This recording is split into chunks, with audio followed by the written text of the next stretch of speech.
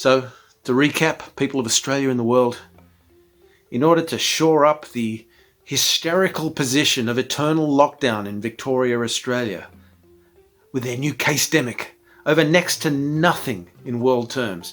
We've seen the stormed house arrests of people in their jammies, taking a crap or whatever, just for posting on social media.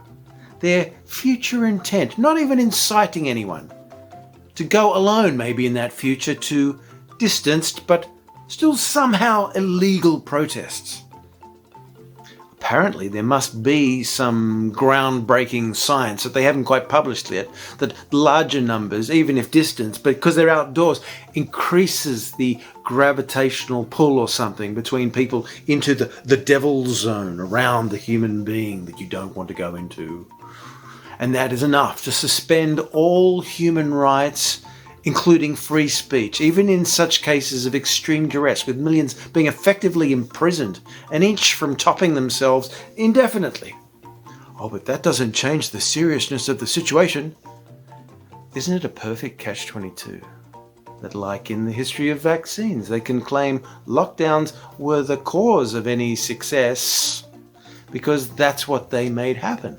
And things can only ever happen one way.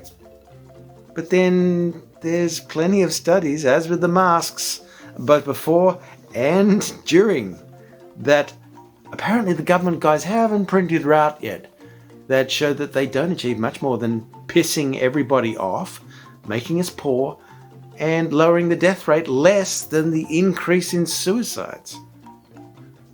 They're just interfering with the natural disease progression towards immunity. Basically, lockdowns and masks not only don't work, they're an absolute disaster. So clearly now it's a very present concern that we're just a few small steps from the Spanish Inquisition to turning into Mao's cheerful China or Stalin's rollicking Russia almost overnight, to them coming for anyone just for holding another perspective. And the virus, though very scary indeed, with a survival rate of 99.95% for anyone under 50, and on average 99.75%, just happens to be an incredibly convenient pretext for all these encroachments on our liberties that were well signalled and on their way for anyone not sold out and with their eyes wide shut.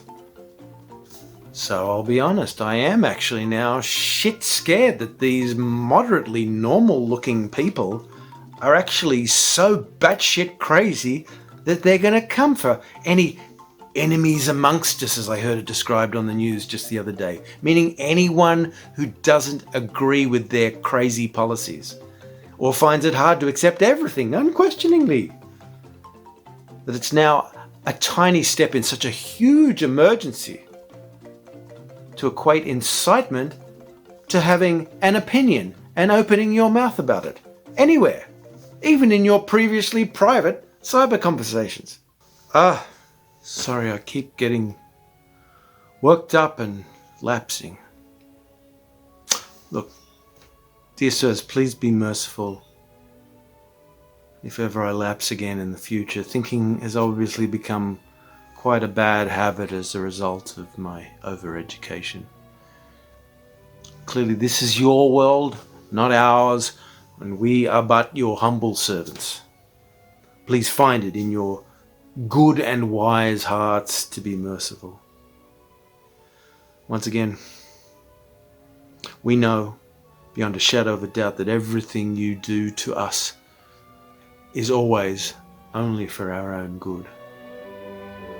Thank you. I'm sorry. So people, please share for others in our enlightened society that they may wake up and make their confession too before it is too late.